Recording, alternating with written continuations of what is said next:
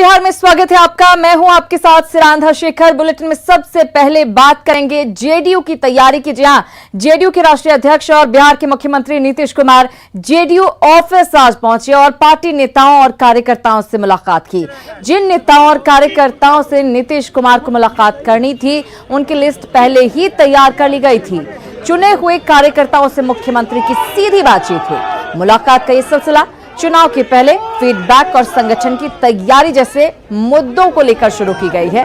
Party अध्यक्ष नीतीश कुमार जनता का मिजाज जानने के लिए सीधा फीडबैक लेना चाहते हैं। बातचीत के दौरान कार्यकर्ताओं ने कुछ विधायकों के खिलाफ लोगों की नाराजगी भी बताई और उम्मीदवार बदलने की मांग यहां पर की। वहीं नीतीश कुमार ने कार्यकर्ताओं को 15 साल बनाम 15 साल के काम को लोगों तक पहुंचाने की बात कही।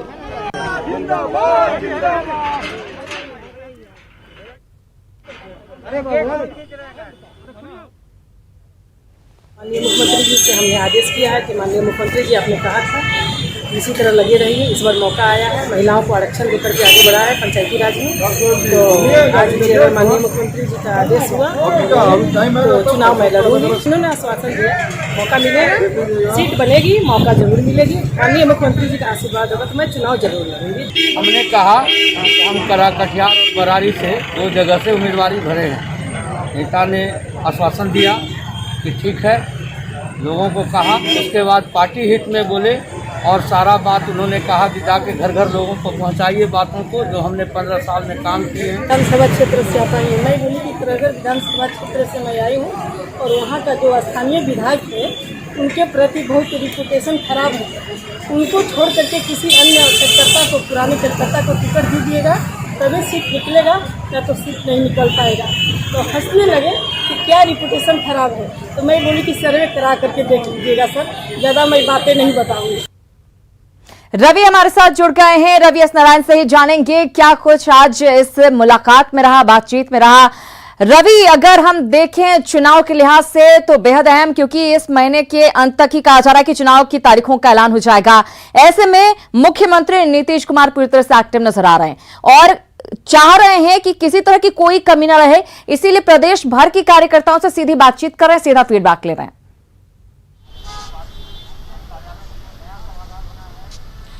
जी बिल्कुल सिरांधा, और सीएम नीतीश कुमार की ये जो बैठक है वो बड़ी महत्वपूर्ण इस मामले में भी है कि आने वाले इस सितंबर के लास्ट में कभी भी चुनावों की घोषणा हो सकती है।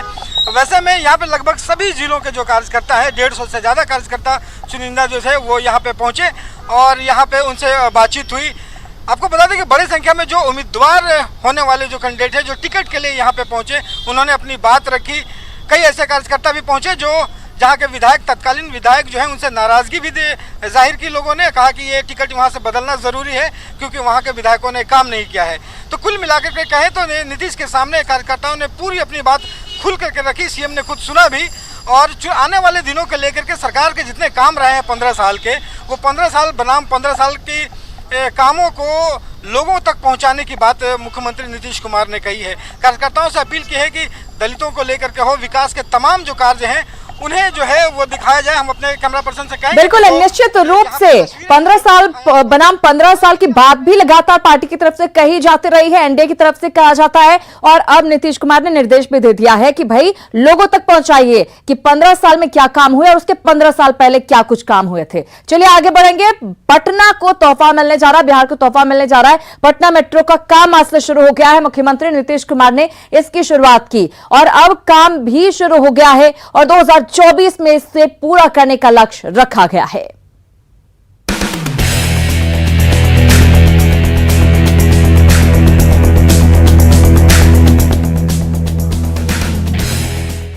चौदह सितंबर 2011 को भारत के योजना आयोग ने पटना मेट्रो के लिए अनुमोदन किया और 4 मार्च 2019 को Patna metro rail corporation limited ने औपचारिक रूप से इंदिरा भवन में अपना दफ्तर खोला। मंगलवार को सीएम नीतीश कुमार ने पटना मेट्रो के निर्माण कार्य का शिलान्यास किया और इसके साथ ही पटना में मेट्रो बनने का सपना अब पूरा होने वाला है। सीएम नीतीश ने कहा कि पटना मेट्रो का निर्माण डीएमआरसी करेगा, जिसने दिल्ली मेट्रो का भी काम किया है। प्रारंभ से विभाग को कहा कि भाई देखिए, इसके लिए अगर कोई बनाएगा तो सबसे अच्छे ढंग से बनाएगा दिल्ली मेट्रो रेलवे कॉरपोरेशन, और उसी को इन लोगों ने चुना और उनके माध्यम से पूरे शहर का पूरा अध्ययन करके किस जगह पर क्या किया जाना चाहिए उसका उन्होंने तकनीकी सुझाव भी दिया और उसके हिसाब से सब कुछ विभाग के द्वारा किया गया। पटना मेट्रो का निर्माण पीपीपी मोड पर किया जाएगा। पहले 2 फेज के लिए 13,590 करोड़ रुपए खर्च होंगे। पटना मेट्रो के तहत 2 कॉरिडोर बनाए जाएंगे। पहला कॉरिडोर दानापुर से मीठापुर 16.94 किलोमीटर का होगा, जिसमें सगुना मोड़, आरपीएस मोड़, पाटलिपुत्रा, राजा बाजार, पटना जू, विकास भवन, high court, Patna station, Mithapur metro station होंगे। जबकि दूसरा कॉरिडोर पटना जंक्शन से लेकर न्यू आईएसबीटी तक 14.45 किलोमीटर का होगा, जिसमें Patna junction, Akashvani, Gandhi Maidan, PMCH, Rajendra Nagar, Nalanda medical college hospital, Kumhrar, Gandhi Setu, ISBT metro station होंगे, जिसे 5 साल के अंदर पूरा करने का लक्ष्य है। ये काम जो आप लोगों ने शुरू करवा दिया है तो ये प्रसन्नता की बात है, और अभी मंत्री जी ने भी कही दिया है, तो मुझे तो पूरी है कि 5 साल के अंदर 5 साल की समय सीमा के अंदर ये मेट्रो रेल का दोनों खंड का काम जरूर पूरा होगा। अब अभी से शुरू है। केंद्र सरकार वायबिलिटी गैप फंड के रूप में लागत का 20% देगी, जबकि राज्य सरकार परियोजना पर 20% राशि खर्च करेगी। बाकी बचे पैसे मेट्रो रेल के निर्माण में शामिल निजी कंपनियों द्वारा दी जाएंगी। जाहिर है, मेट्रो शुरू होने के बाद सड़क पर दबाव कम होगा, जिससे जाम की समस्या से भी निजात मिलेगी। पटना से आनंद अमृतराज के साथ ब्यूरो रिपोर्ट, न्यूज़ 18। तो लोगों को बेसब्री से इंतजार है। इस प्रोजेक्ट के इंतजार शुरू होने का भी इंतजार था, वो हो गया है। पटना मेट्रो का काम शुरू होने के साथ ही बिहार को आज जो सौगात मिली, उनमें आईजीआईएमएस में राज्य कैंसर संस्थान का शुभारंभ भी शामिल है। तो आईजीआईएमएस में राज्य कैंसर संस्थान का शुभारंभ हुआ। सीतामढ़ी, वैशाली और सीवान में मेडिकल कॉलेज का शिलान्यास भी आज किया गया है। इसके साथ ही दरभंगा में 100 बेड के मॉडर्न सदर अस्पताल का शिलान्यास हुआ है। साथ ही सुपौल में 4 स्वास्थ्य योजनाओं का उद्घाटन और शिलान्यास हुआ। वहीं मोक्ष नगरी गया के फल्गु नदी में रबर डैम का शिलान्यास किया गया। साथ ही पूर्णिया के जनता चौक से रामबाग पिंक सिटी तक सड़क का शिलान्यास किया गया। तो ये तमाम सौगात आज बिहार को मिली है और बिहार में जल्द ही चुनाव होने वाले हैं और तारीखों का ऐलान कभी भी संभव है। नीतीश कुमार ने शिलान्यास और उद्घाटन कार्यक्रम के दौरान यह कहा कि शायद इस कार्यकाल का यह आखिरी कार्यक्रम हो। संभवतः इस प्रकार के कार्यक्रम का ये शायद आखिरी दिन हो इस कार्यकाल का। तो इसके लिए मैं आप सब लोगों को हृदय से धन्यवाद देता हूं और आप सब लोग जो शामिल हुए हैं मैं उनका अभिनंदन करता हूं। इधर कृषि बिल पारित होने के दौरान कुछ विपक्षी सांसदों ने हंगामा किया, यहां तक कि चेयर तक पहुंच गए। इस दौरान डिप्टी चेयरमैन सभा को संचालित कर रहे थे। हरिवंश पर हुए हमले के बाद 8 सांसदों को निलंबित कर दिया गया। हालांकि हरिवंश ने दरियादिली दिखाई और उन सांसदों के लिए चाय लेकर पहुंचे, लेकिन इन सब के बीच बिहार की विपक्षी पार्टियों ने हरिवंश के समर्थन में एक शब्द नहीं बोला।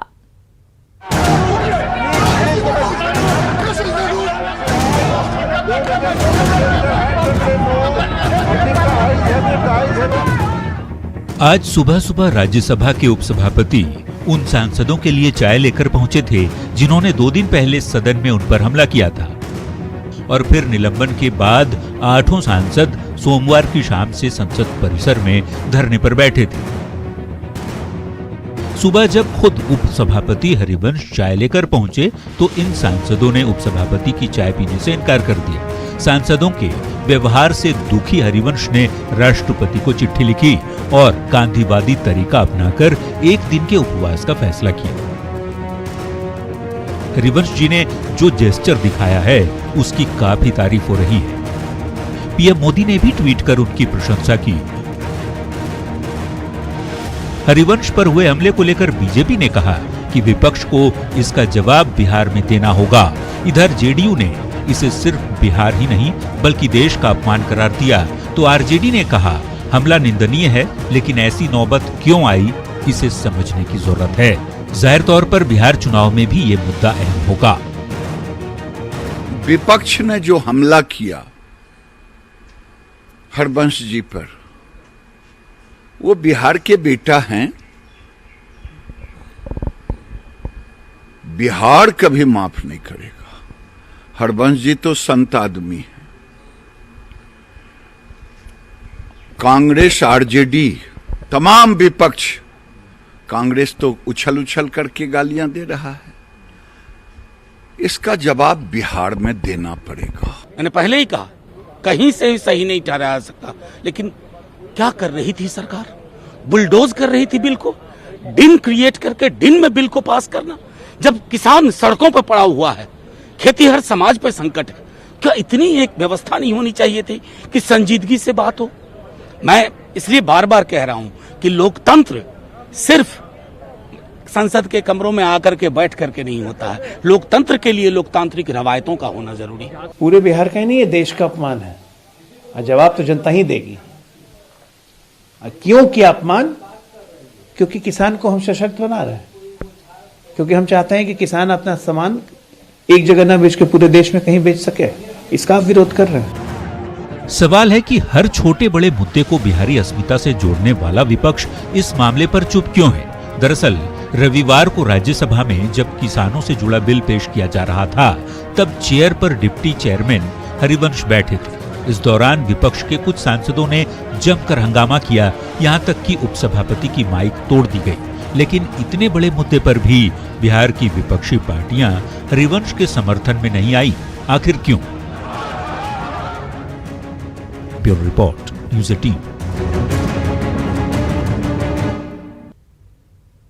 तो कल का पूरा घटनाक्रम अब चुनावी मुद्दा बनता जा रहा है। इधर चुनाव को लेकर आरजेडी नेताओं के सब्र का बांध टूटता जा रहा है। टिकट के दावेदारों की लंबी फहरिस्त है और टिकट पक्की कराने के लिए पटना से रांची तक का चक्कर लगाया जा रहा है। पटना में आरजेडी ऑफिस के बाहर दावेदार जमा हो रहे हैं, तो रांची में लालू से मिलने वालों की भीड़ लग रही है।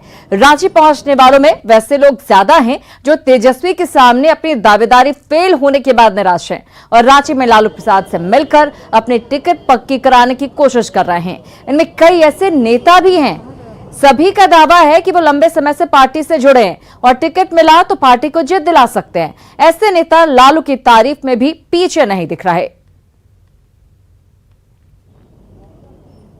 तो बिहार विधानसभा चुनाव में टिकट की दावेदारी को लेकर पटना में तेजस्वी से ज्यादा रांची में लालू से मिलने की होड़ मची है। हालांकि न्यूज़ 18 का कैमरा देखते ही रांची में लालू निवास बन चुके केली बंगले के बाहर भगदड़ जैसे हालात हो गए। बिहार से आए नेता इधर उधर भागते नजर आए, लेकिन झारखंड सरकार, पुलिस और प्रशासन को यह दिखता नहीं है। रघुवर दास की सरकार जाने के बाद और हेमंत सोरेन की सरकार आने के बाद लालू प्रसाद और उनके समर्थकों की मौज है। आरजेडी नेताओं से बात की हमारे सहयोगी संजय कुमार सिन्हा ने।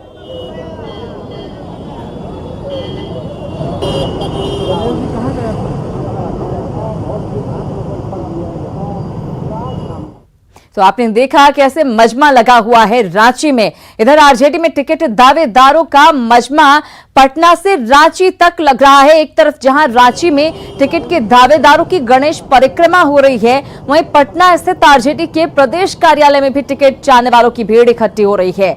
पटना आरजेडी कार्यालय का जायजा लिया न्यूज़ 18 संवाददाता साकेत कुमार ने। बिहार चुनाव में टिकट के दावेदारों की भीड़ हर राजनीतिक पार्टियों में लग रही है। अभी देखिए हम आरजेडी के बाहर खड़े हैं और यहाँ पर किस तरह से जो टिकट के दावेदार हैं उनकी गतिविधि आप देख सकते हैं किस तरह से बढ़ी हुई है। काफ़ी संख्या में यहाँ पर जो टिकट के दावेदार है वो पहुँच रहे हैं और यही तस्वीर आरजेडी के जो सुप्रीमो हैं लालू प्रसाद यादव, उनके यहाँ भी रांची में इस तरह की भीड़ दिख रही है। तो आप समझिए कि किस तरह से, चूँकि चुनाव है तो ऐसे में हर किसी को ये की कोशिश है कि उन्हें टिकट मिले और इसे लेकर वो लगातार दौड़ रहे हैं पार्टी कार्यालयों में और पार्टी के बड़े नेताओं के पास कि किसी तरह से उनका टिकट फाइनल हो। तो ये तस्वीर आप देख पा रहे होंगे कि आरजेडी के कार्यालय के बाहर भी भीड़ है और लगातार जो तस्वीरें रांची से भी आ रही है, लालू यादव के पास किस तरह से जो पार्टी के नेता हैं वो वहाँ पर मजमा लग रहा है, वहाँ पर काफ़ी संख्या में लोग टिकटार्थी जो हैं वो पहुँच रहे हैं। तो वही तस्वीर आरजेडी के दफ्तर में भी देखने को मिल रही है और लगातार जो नेता हैं वो यहाँ पर टिकटों के लिए यहाँ पहुँच रहे हैं। तो चूंकि चुनाव है, ऐसे में हर किसी की चाहत है कि उन्हें पार्टी टिकट दे, और उसी की जो तस्वीर है वो राजनीतिक पार्टियों में दिख रही है, और खास करके आरजेडी की तस्वीर सबसे अलग है। कैमरा पर्सन आशीष के साथ साकेत कुमार, न्यूज़ 18 पटना। तो टिकट के दावेदारों की भीड़ पटना से रांची तक जुटी हुई है। चलिए अब देख लेते हैं बिहार विधानसभा चुनाव से जुड़ी हुई 20 बड़ी खबरें।